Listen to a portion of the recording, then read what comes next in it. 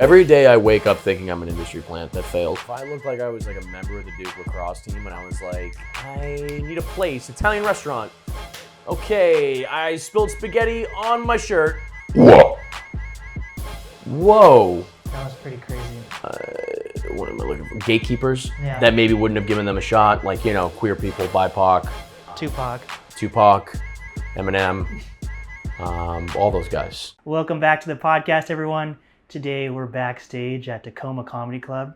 I actually came to the wrong comedy club when I first got down here. There's two Tacoma clubs. Comedy clubs. There's two comedy clubs, all right? And if you're lucky, you can find the right one. And it's like 8 minutes away, too. It's not even that far away. No, it's not. Some are for big acts, some are for little baby acts like me.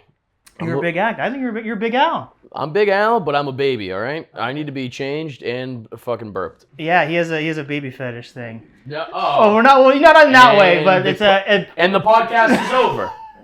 And the podcast is already over. But we're here in the Tacoma Comedy Club on Proctor Avenue, 6th Avenue. 6th Avenue, baby. And I'm here with a content creator, a podcaster, a comedian. Some people would call you a comedian, dude. I think I go by, I'd consider myself a stand-up comedian. Stand up. Standing up comedy. He stands up and does the comedian stuff.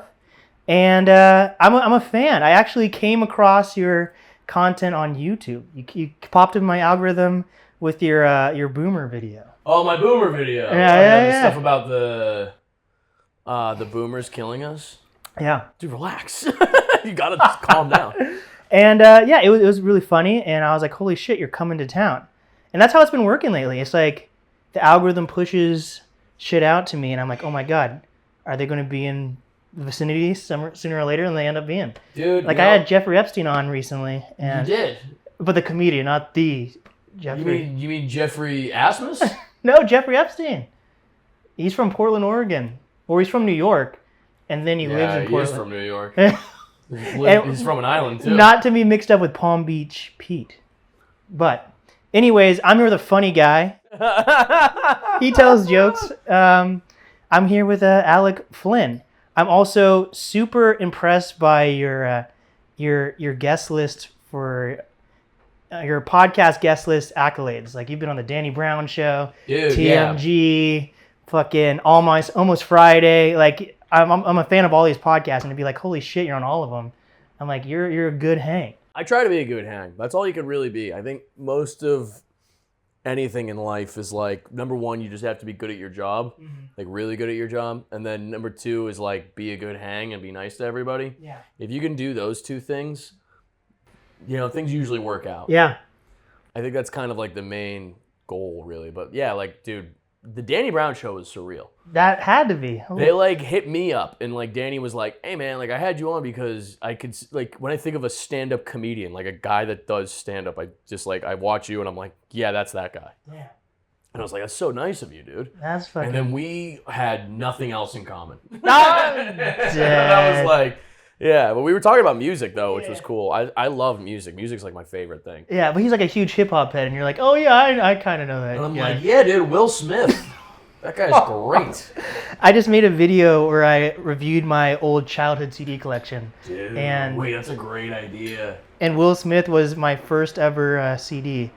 And Was it Miami or was it Switch? It was Born to Rain. No one knows that album though. Well, yeah. Well, have you seen his new freestyle? Oh god, yeah, I made it's awesome. I edited the fuck out of it and made it really funny. It's super gay because he's talking about like doing stuff with boys.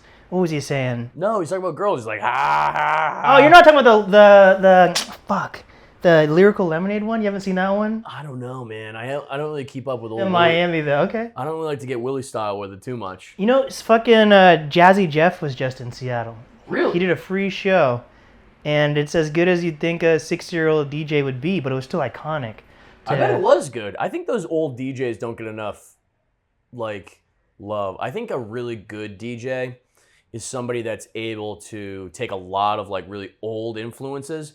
Because I think like a good DJ realistically is somebody that's at a record store, that's constantly trying to expand their knowledge and repertoire of, well, I wouldn't say repertoire in this case, but expand their tastes so that they can always bring that into a set. Like I love, Zach Fox is like, a buddy of mine. Really? There we go. Yes. Zach, please text me back. No, but like we met in an elevator that one time, remember? Yeah, no. Zach's like a fucking beauty, dude. But he's a guy that went from stand-up comedy into DJing, and he's so good. Like, and rapping. Yeah, and rapping, man. But when I was in Cincinnati recently, they can't play music off of Spotify or licensed music because it's considered a nightclub. So I put on Zach's Black House music set. And the vibes are so good, dude. When he throws on Eye to Eye from the Goofy movie soundtrack, it's like Nirvana is like it hits you in such a unique place. And that's why I think he's like so great. I went to his show. I was doing Raleigh. I finished my shows and then I hit him up and I was like, yo, I'm going to come to the show tonight. He set aside like 2 tickets for me and like a kid from the festival that I was at who was like just driving me. I was like, hey man, I need a ride. And he's like, what? And I'm like, you want to go to a rave? He goes, yeah. Holy shit. And then we went to this rave, well, like Zach's rave pretty much. And it was so good, dude. I think we were the only white people there. It was awesome. Well, he was Mexican, but I was white and I was like, singing it, I do, and he's so good. You were a minority for a second. Brother, maybe. Yeah. I mean, like, bro, it's at the end of the day, it was the coolest thing. But that's why I look at artists, like I think of him as like an artist in the truest sense of the word, where he is always kind of seeking out what interests him and really diving into that head first without any affliction for what about my career, what about sustainability, what can I get from this? And I think with stand-up now, like I've gotten to a place in even my own career where so many times those thoughts kind of cloud the vision of what I really want to do and what makes me laugh and what I find to be funny. And there's definitely like things you have to do no matter what if you just want to be able to, buy groceries. But I think you also like, I have to just remind myself like, dude, you're good at this. Yeah. Like you wouldn't be able to eat if you weren't good at this. Yeah. And then from that starting point, you have to allow yourself to expand and just like have no barriers really. Yeah. So sorry if I want to like. No, that's cool. I'm like on the opposite spectrum where I'm kind of trying to get more into that of like, oh shit, I want to be like a little bit of like, fuck, people like this, so I kind of have to cater towards that a little bit. Because right now, how I do my show and like how I make edits for my podcast or social media is like my studio is like turn off all the lights and I'm in my editing room for like 6 hours a day by myself just editing shit. And if I'm laughing, I'm like, okay, hopefully this is good enough. That's all that matters. Yeah. You have to be the most true version of yourself when you're doing all this shit. Like when I, did my podcast, like Big Al's Grill, right? Big Al's Grill ASMR, I filmed it on this phone. This is an iPhone 11. That's going to be at a museum one day. Bro, truly. I don't have a fucking case on this thing. Oh my God. We use like regular ass Rode, like all the equipment was bad. But I did that because I'm like, I want this to feel like a low pressure hangout with my friends. And every podcast that I did in LA was in a fucking weird studio on a random lot in like Burbank or Van Nuys. And I was like, I want my friends to come hang out with me in the park. Yeah. And that's what we just did. And it was really cool. Like, I'm not really doing it. I have the podcast still, but I'm like more so invested now in this overhead projector, like the bad ideas thing I'm doing. That's why I called you a content creator. Is that a weird title to give you? I prefer stand-up comedian, but that's like, I think. You wear multiple hats, I would say. Yeah, but I think most people, dude, that's the crazy thing is like, sometimes I feel like people don't even know. They're like, oh, like, he does stand-up. Like, oh. But I think you have to wear all these hats in order to like get people to come out to fucking Tacoma Comedy Club. Yeah. Tacoma Comedy Club. Comedy Club. So like, how do you feel about those people that are like online comedians and then try to like do comedy? Because would you say you're on the opposite spectrum? You're kind of reversed on that. Like, would you say you did comedy and then you're like, oh, I know what I'm doing, so now I could do these YouTube videos, I could do a podcast? Well, it's not or even would that. you say It's more so just like this is stand-up is like just my first and like real love, where I really just want to explore this art form to find out more about myself and find out more about like who I am as a person, because I think the thing that makes people laugh is just honesty, is the absolute truth. And you can't get away. Like if people are up there and they don't really show who they are, I think audiences don't, like, you can get laughs, like you can always like do stuff about like, hey, traffic, I'm like, what the heck, and my wife, she's fat, and like you can do shit like that, but I don't know, like even tonight, like you saw, I got kind of vulnerable talking about like how in my relationship I feel very insecure because I'm an annoying guy and because I might be overly obsessive. And I think if I don't talk about that stuff on stage and I don't write about it, most importantly, then I'll feel crazy. Well, people like the self-deprecating. And it's self-deprecating, but I just try and just be the most honest I can, Well, it's funny because you could. I dropped my friends off at a concert down the street from here, and I was like, "Fuck, you don't want to see Big Al?" They're seeing Alabama Shakes, so it's. Oh, whoa! Wait, Alabama Shakes is here? Yeah, they're outside. You should have gone to that. I'm dead now. But that show. That's a great they show. were saying how like, if you're a tech guy, trying to be self-deprecating is different versus if you seem like a normal guy being self-deprecating. Because if you're a tech guy, a lot of people are like, "Oh shit." Maybe you look like Patrick Bateman and you have all this tech money and you're like, oh, but my life sucks. People are not going to relate to that. Versus... Yeah. You can still make that funny. It's just like, but you have to be vulnerable to a point where now you can like be relatable. Like, I mean, like there's an audience for everybody. That's the thing that's weird about comedy now is, everybody has like big followings, sure. Yeah. But you really are able to have your own like following in a niche, whereas in the past the system was very catered towards like comedy clubs and comedy buyers were going off of like, okay, you did a Tonight Show set, so like let's get you on the road now because people watched you on Letterman or Leno, or even go far back as like Johnny Carson. That show would make careers. And now they come on the NAST podcast. It's great. Yeah, now they come on the NAST podcast. That's absolutely correct. But I'm serious. It's like now it is, you have to be the marketer. You have to be the editor on Adobe Premiere. You got to do all that shit, create your own clips, create your own content, which is good in some respect because like there's a lot of people that are bypassing, what am I looking for? Gatekeepers that maybe wouldn't have given them a shot, like, queer people, BIPOC. Tupac, Eminem. All those guys. Yeah. BIPOC's my favorite rapper, actually. BIPOC, dude. The BIPOCs are out. Latinx. I feel like you probably can't be a, like an industry plant comedian versus an industry plant like artist. Because if you push... Every day I wake up thinking I'm an industry plant that failed.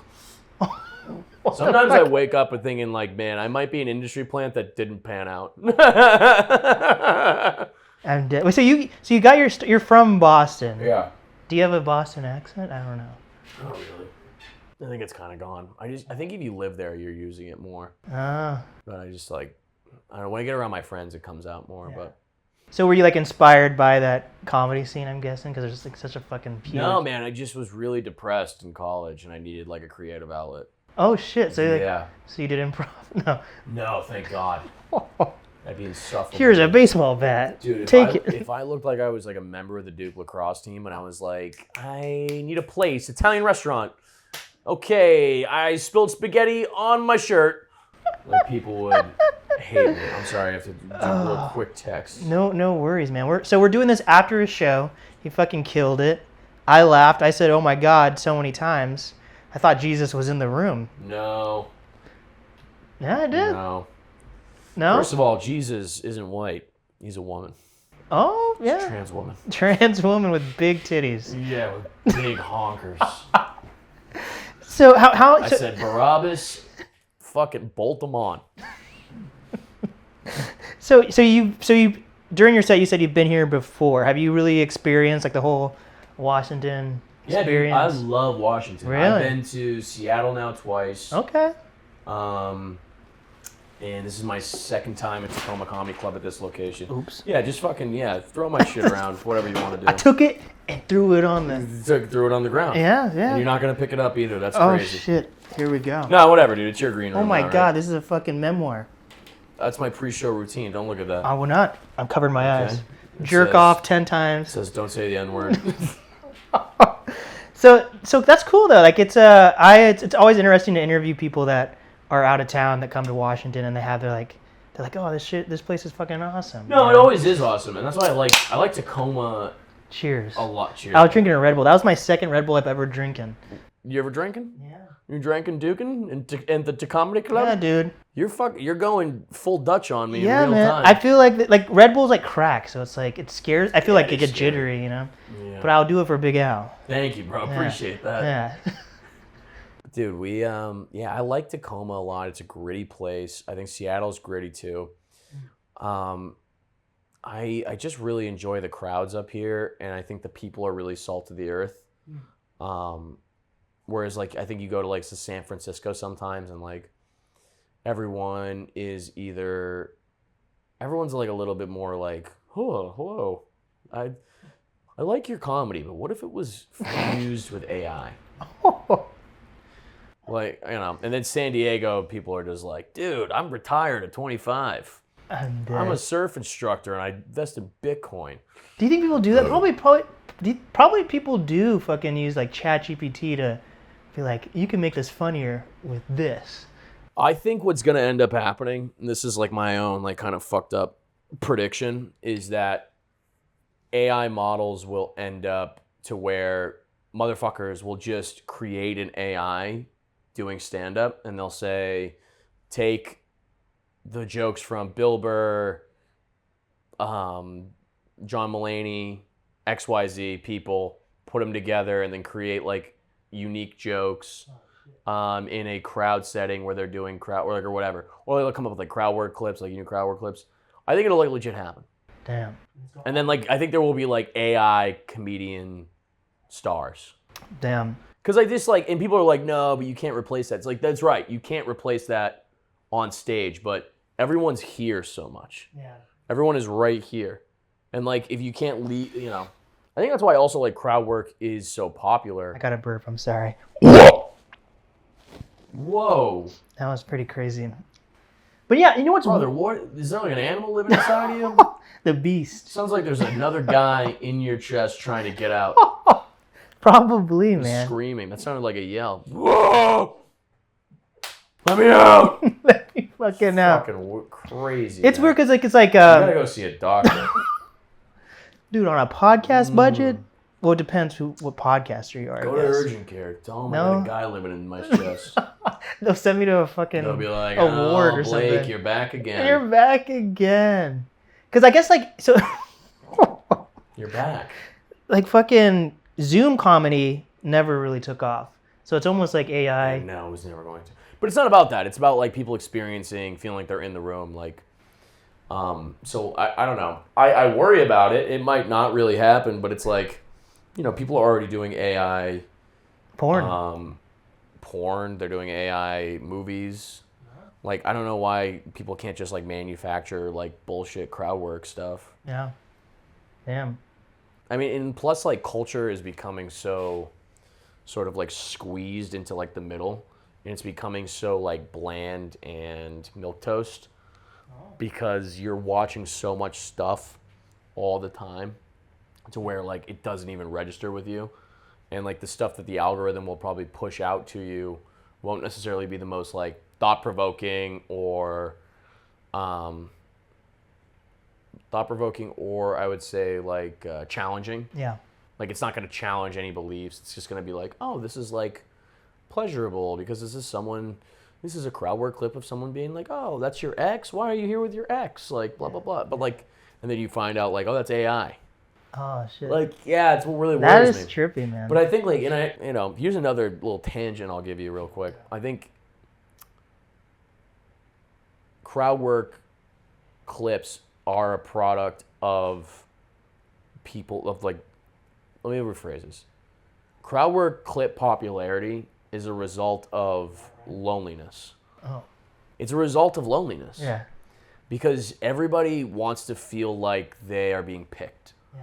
People will go to a comedy show thinking like, I want to be picked on, and so I can like go to my Zoom meeting or whatever, and I can be like, oh, did you guys see me? Like, I'm gonna send you this link. They picked on me at the comedy show, and they want to feel special, because now all of our worlds are so big because of social media, and when you can feel like, oh, I stood out in a crowd, which is what you're literally doing with crowd work for the most part. Yeah.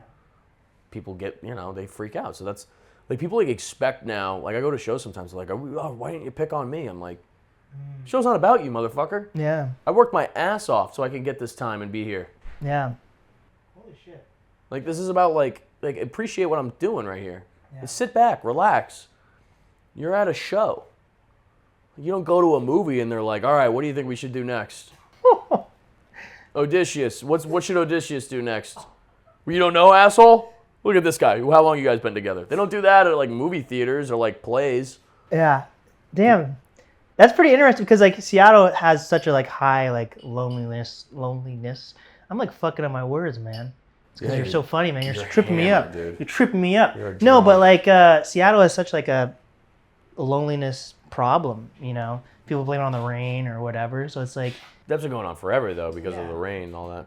But I never really thought about that in a sense for why for stand up, for crowd work and all that makes sense, like any like, and that's probably another reason why everyone like wants to go viral in a sense, because they're like, I want that some type of attention to feel like I matter in the world, no matter how they get it. No, exactly. That's exactly right. I want to feel like somebody. Yeah.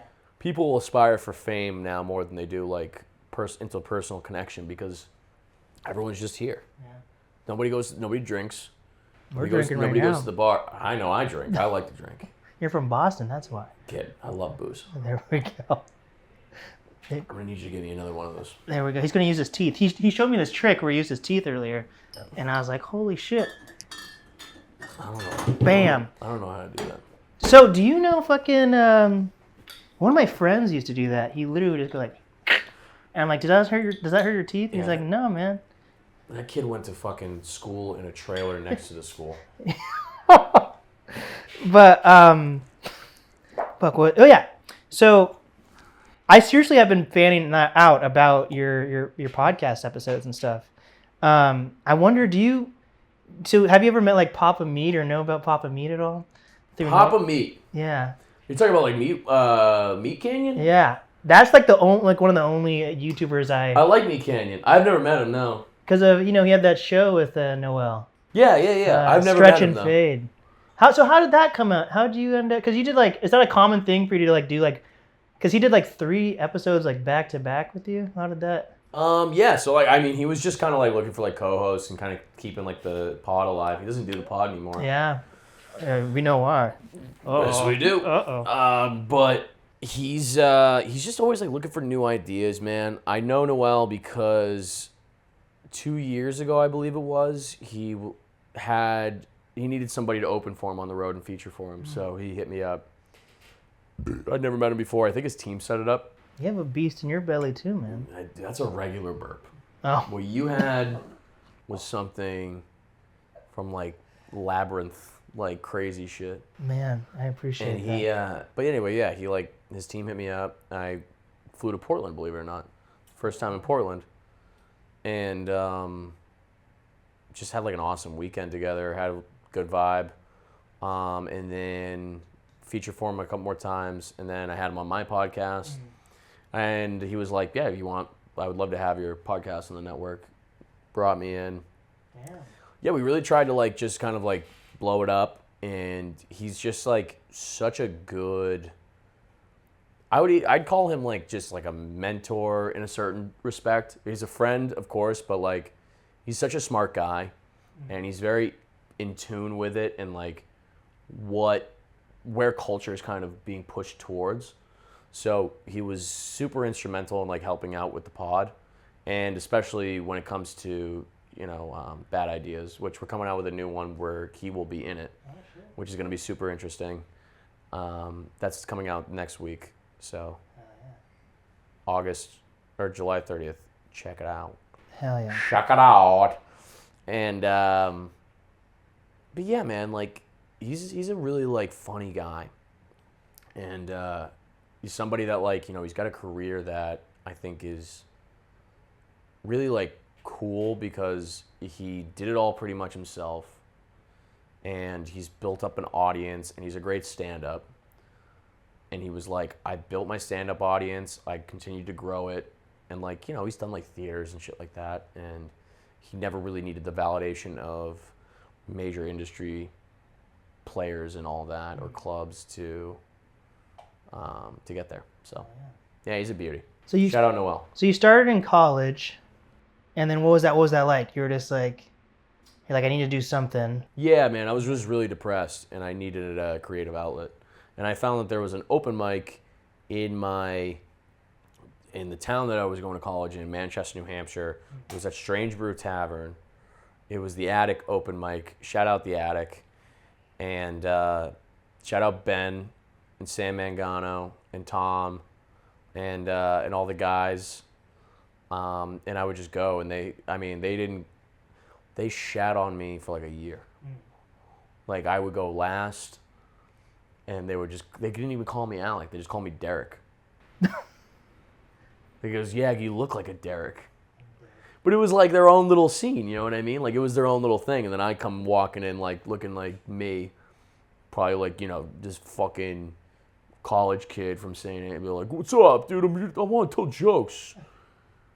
So then how did you know that like it was something they can continue to do? Because you did like sales for a little bit, and maybe was it teaching or something? I did tech sales for like 3 years, and then I went and I did a quick stint as a TikTok social media person, and then I was a teacher.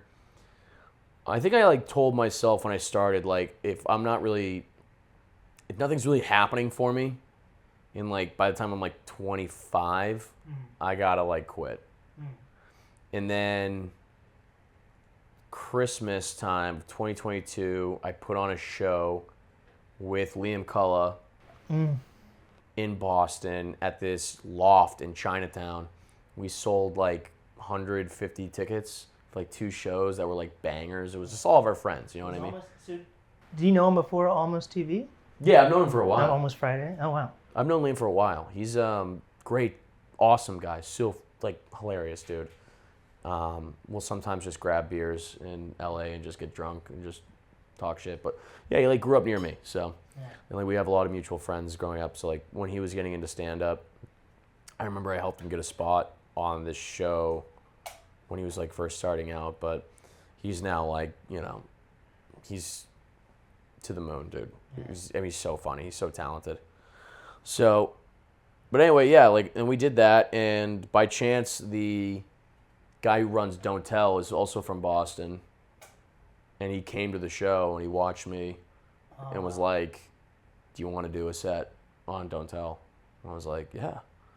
So this was like right under the gun before I turned 26. Holy shit. And then like it happened, and then I didn't expect anything from it either. I was just like, oh, maybe it'll do well.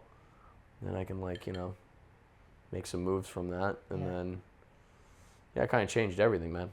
Were you ever like before that? Were you into like social media and stuff? Because you did the TikTok thing. Yeah, I like made my own videos. I made like dumb sketches and like front-facing videos and stuff. But I find that with a lot of things, I get kind of bored.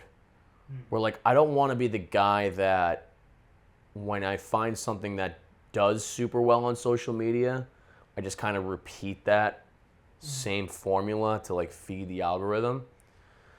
And I think that's just because I don't know. I look at people who like they might have 1 million followers on TikTok or whatever, but like their whole thing is like, I eat as many Tide Pods as I can. I'm the guy that eats stuff. Yeah. Like I can think about like Shoe Nice, dude. Yeah. Remember Shoe Nice? Yes, I literally like, dude. When I think about that, like, Shoe when I nice. think about like being, because Oh I did this thing where I would like, I made 3 videos where I pretended to leave a DM like I was calling into sports radio on Instagram, and like, they blew up. They did really well, and then I just didn't do it anymore because I was like, I've mined this idea for all it's got. Yeah. Because if I was the guy that like every week I came out with a new version of that, I'd want to kill myself. Yeah. Where does that come from though? Because there are obviously so many people that if they find something, they're gonna stick to it. No, here's another one. Whoa. Wow. That wasn't too bad though. That could be a DJ drop. Whoa. But I think that just comes. I just don't want to be complacent, man. I don't want to be. Again, like, dude, you look at like Zach Fox, like. That's a guy who kind of does whatever he wants. And like, I want to keep doing stand-up, obviously, but like stand-up can encompass so many different things, and it can your act is always changing, always evolving.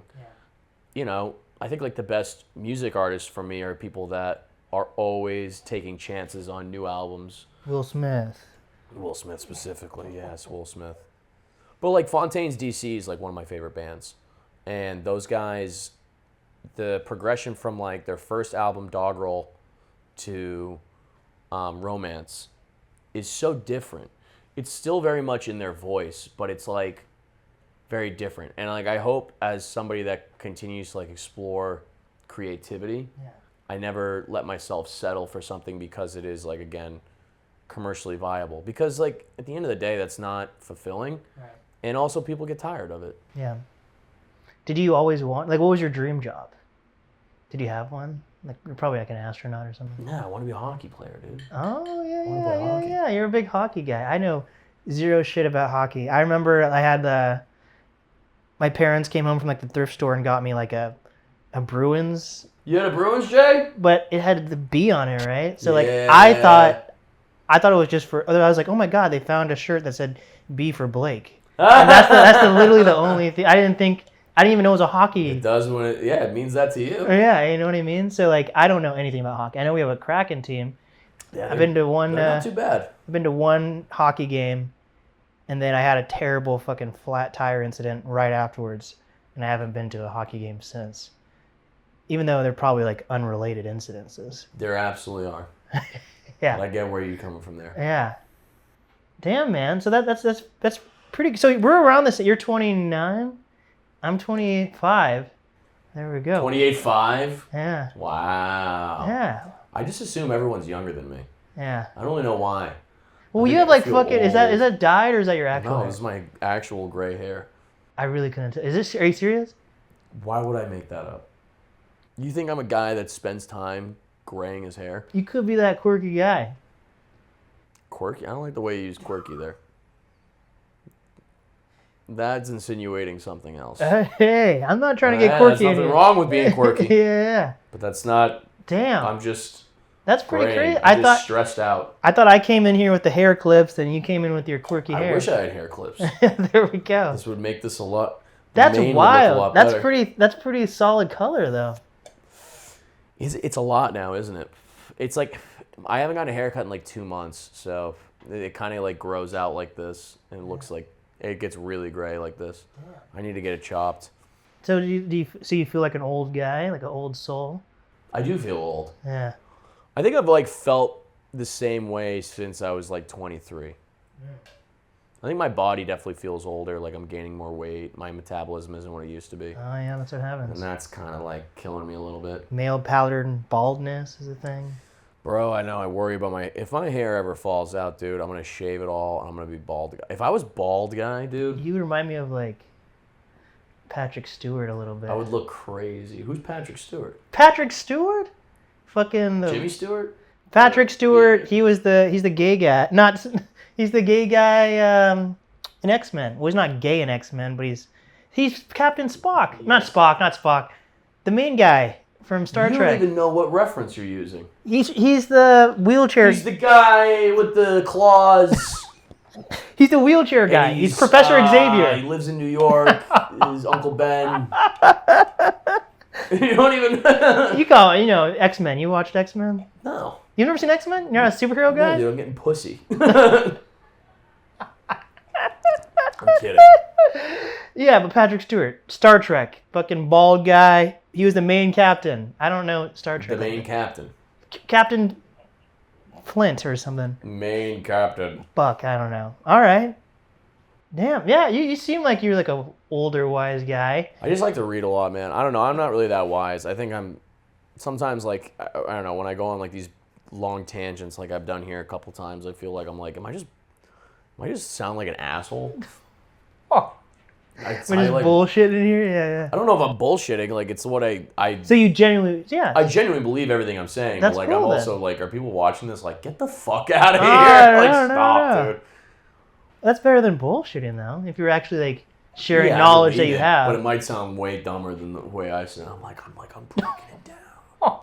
I'm breaking down comedy. Well, your thing's going well. The fucking bad ideas. I think it's going on well. the way. Here we go. Are they coming through now? No, they're somewhere. Someone. Are they here? No, they're not here yet. They said OTW. OT dub. Yeah, man. Can I pee real quick? Yeah. I have to take piss a pee break. Oh. I'll think of a few more follow-up questions for you. I have to piss like a fucking racehorse. Okay, I got a few more questions for you before my team's here. Okay, beautiful. Let's see. Ready to rock. Oh no! Fucking bounced right back open.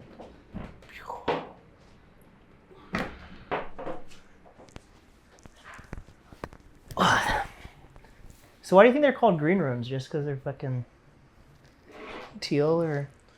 I wanted to go pee. That was the only question you had? What's the thing with airplanes? Why do they call them green rooms? Why not red rooms? Holy shit! Well, what's your like number one getting to know someone question? Because you're an interviewer of sorts, you know. Yeah. I don't know. I don't really like to ask like, what do you do for work? I think there's questions I steer away from. Yeah. I kind of just like to, like, if I'm meeting someone for the first time, I will kind of just sort of like riff and in a conversational sense and just kind of see where we end up. Yeah. But I don't really like to be like, where do you work? Where do you live? Really, I like the where that you live question because I feel like being born and raised in Seattle is like, it's interesting to see where people have come from because Seattle is such a city full of transplants. As we call them. But I just like the conversation that always comes after where do you live. Like, it's never like, I'm never like, whoa, okay. So Minnesota, so it's cold there. Oh, yeah. Okay, so in other places it's actually hot. Did you know that? Holy shit. It's like, it's never like that. I just kind of like to like riff it out and then be like, you never know what you're going to find out about somebody. Like, if they're like, oh, I had a rec league game today. And you're like, oh, what's the sport? And then you start talking like, oh, did you play in high school? Like, blah, blah, blah. And then you kind of like, you get to know those context clues of like, where are you from? Where do you work? From like the stuff that actually interests people and they want to tell you about. Yeah. I find that like the stuff that's outside of people's mandatory is like what's interesting to know about them. Yeah, that makes sense. Yep. That was a good burp right there, man. Yeah, that was a good burp.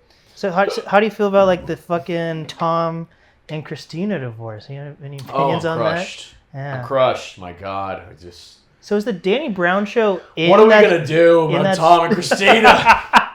But No. I heard you have all the insider information about Oh no, Tom and Christina. that. I'm dead. No. No. What are we gonna do? Well, so because like my envision with my own studio is like, from what I've seen online at least, I obviously haven't been to their studio, but the idea that they have, I could be wrong, but in my perception is they have a big warehouse or something with multiple studio rooms. Yeah, they do. That was in Austin, yeah. Yeah, and that is such a cool idea to have, like, because right now people come to my studio and they could call, you could have your own show. You have your own show, Yeah. but if you were like, I'm in Seattle, I need somewhere to film, you'd come to my studio. But There's like a whole studio mafia going on in LA, dude. Yeah. Trust me, there's plenty of people that are just like, I bought this warehouse and I created a couple rooms that have like weird Hulk Hogan action figures like on shelves behind it. And Yeah. Yeah, you can use this for a podcast about traffic. And I just like the idea of like having a dedicated space where you are hand selecting who's going to record at your Mm-hmm. space Yeah, for and sure. then build that up. Yeah, you should. So It's a good idea. But that's so you're saying that's kind of what happened with you and TMG for a little bit? Yeah, but like I also film outside. Mm-hmm. I like being outside. I think it's more fun to have like a space that you can't control. Because it feels much more like you're just living. This is just like a thing. Like you're out, you're meeting with your friends, and you're having a burger. That shit stresses me out when it comes to filming. That's why I literally brought my own fucking. Well, that's why lighting. my show was never blown up. That's because I can't control anything. Damn. And I don't take advice well. What's the best piece of advice you've actually taken? A piece of advice recently I got from Craig Conant was about merch. It was like, just kind of like he gave me like a whole rundown on like how he runs like his merch operation.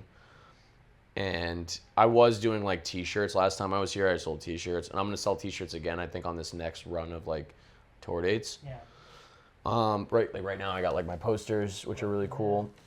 But he pretty much just said like, people want to support you, like, and the merch aspect of comedy is a thing that like, and if anybody's watching this who goes to comedy shows, like, buy the merch. Yeah. Like, you don't have to, but like, that's the stuff that like, if you're going to see a guy like me who's maybe in a 100-seat club or a 200-seat club, or like 200 seats, and I'm like not filling the entire room. That's the stuff that kind of like allows us to like keep living. That's the stuff that covers a lot of like expenses. And he told to me where he's like, now like the merch for him, because he's selling out so much, is like crazy. Yeah. And that's the stuff that like you can make, I don't want to throw numbers out, but like $1 billion trillion. $1 million. Like a lot of money. And it seems like selfish to do that, I guess. But that's why, like, whenever I'm in a city and I notice that the ticket prices are too expensive, I call the club and I say, hey, max someone should have to pay for this show is like $25. Yeah. Max. That's like including fees and all that shit. Yeah. He's like, everybody's hurting. The economy's shit right now. I thought it was the best it's ever been. Yeah, I mean, we're living in military fascism. Like, if you think we're going to vote, they're not going to, dude, we're going to roll up to vote this November, and they're going to be like, oh, everyone's like sick. They're going to be like, I don't know what happened. Everyone called in sick. They got the diarrhea virus. So do you think it's going to be like Trump again, or do you think he's too old and it's going to be just someone that he's super close with that's going to end up being the next fucking president? He just won't, we're not going to be able to vote. Like, he's just going to be like, it's canceled. Like, the thing is, like, dude, people underestimate, like, they're like, oh, the United States, no, we're a democracy. I'm like, look around you. Look around, like, read the news.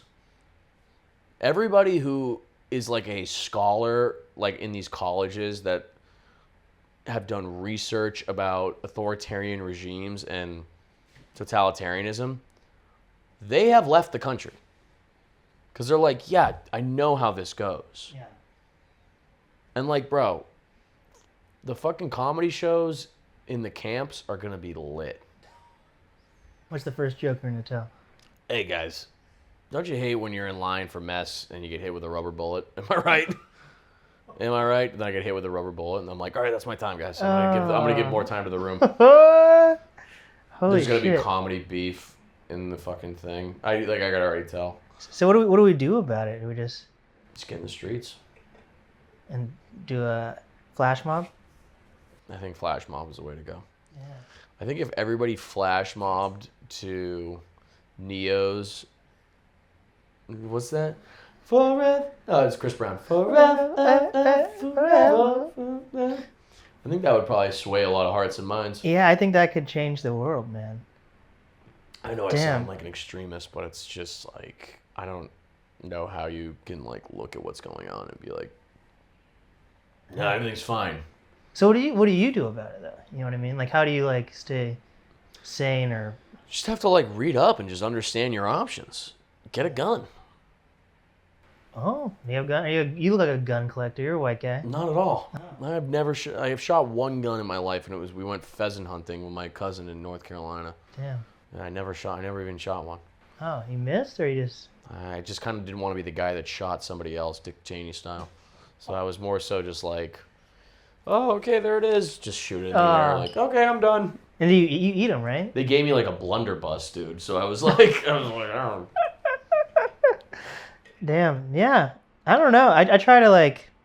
You got to keep up with it, man. But it's just, the end of the day, like, we are going to be the generation that, when all is said and done, I think we'll be in our senior years being like, yeah, I lived through that.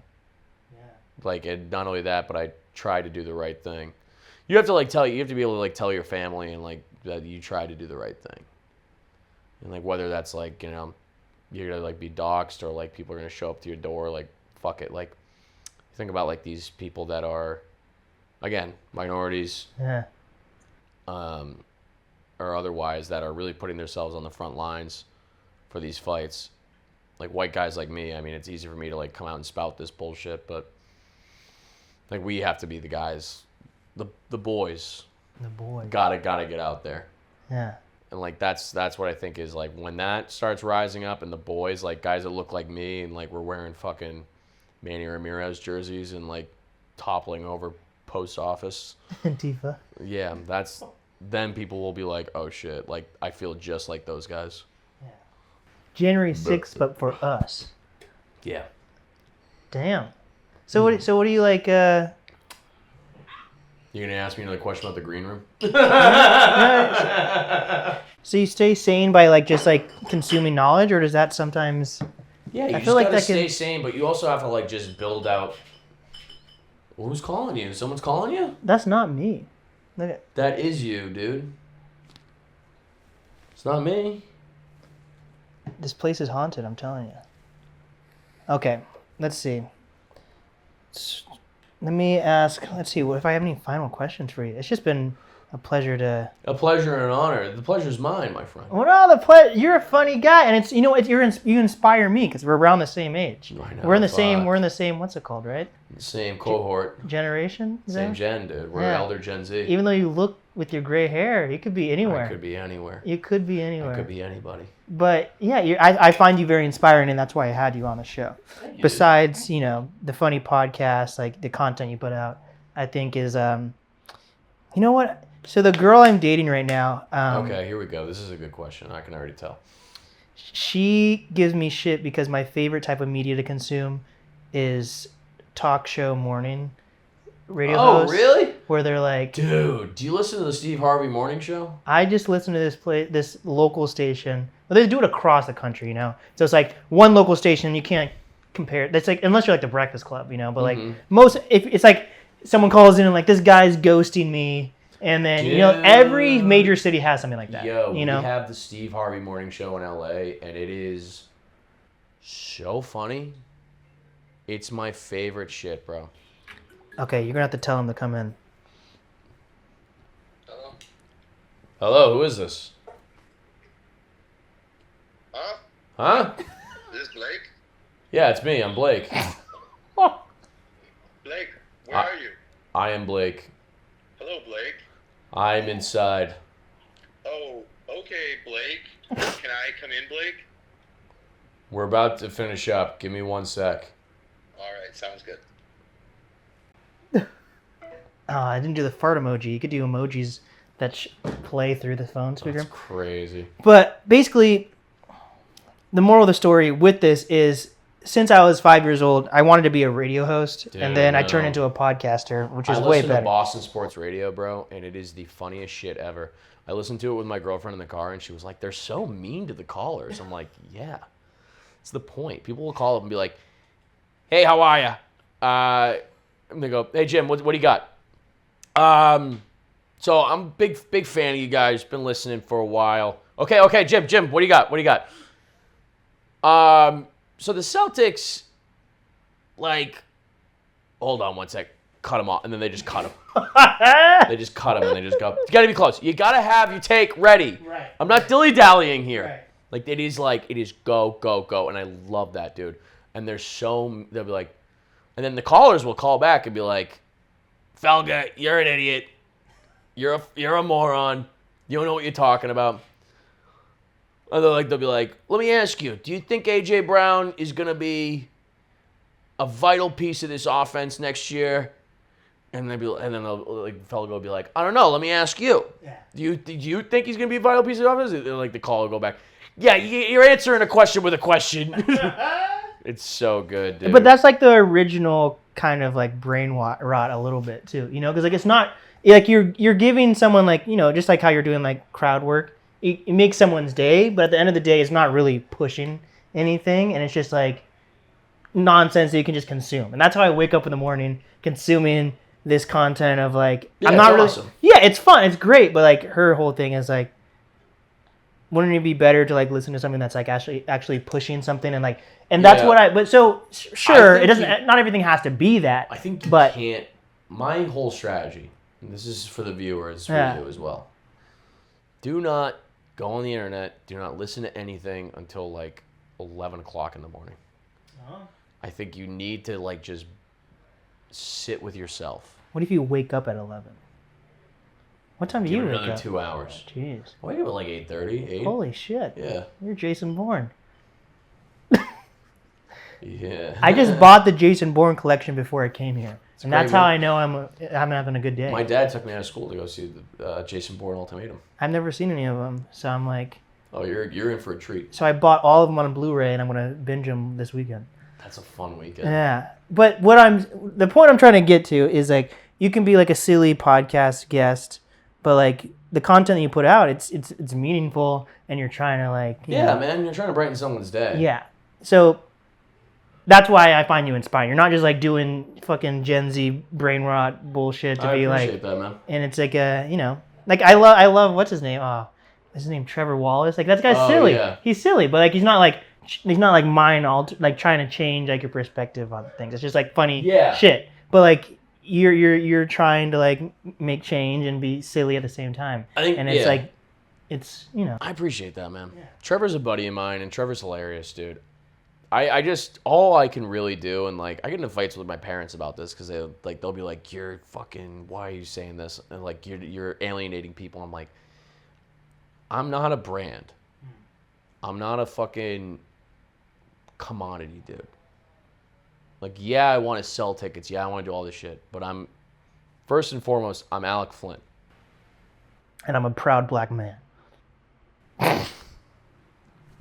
Solidarity. But like, yeah, Wakanda forever. I'm a guy. I'm just me. Yeah. You know what? And that's what I think people want to come see. Yeah. They want to see somebody who's originally himself. And also. And I don't even know who that person is. So it's like I'm just really trying to figure out who I am. And that's why I think you're gonna have like a long-lasting career, because you're being genuine and you're not being just a fucking. You can't do goober. It. It eats you up inside. Yeah. It eats you, brother. Hell are we yeah. done with the pod? Yes. Where can people find you, guys? Big Al Flynn on Instagram. It's Alec Flynn on YouTube. Come to a show. Come see me on tour. I think, as Blake would say, I was Jesus. Yeah. And I will come there and I will put a wafer in your mouth. Oh, shit. Okay? Old Catholic style. Hell yeah. This has been the NAST podcast with Alec Flynn. And we did it.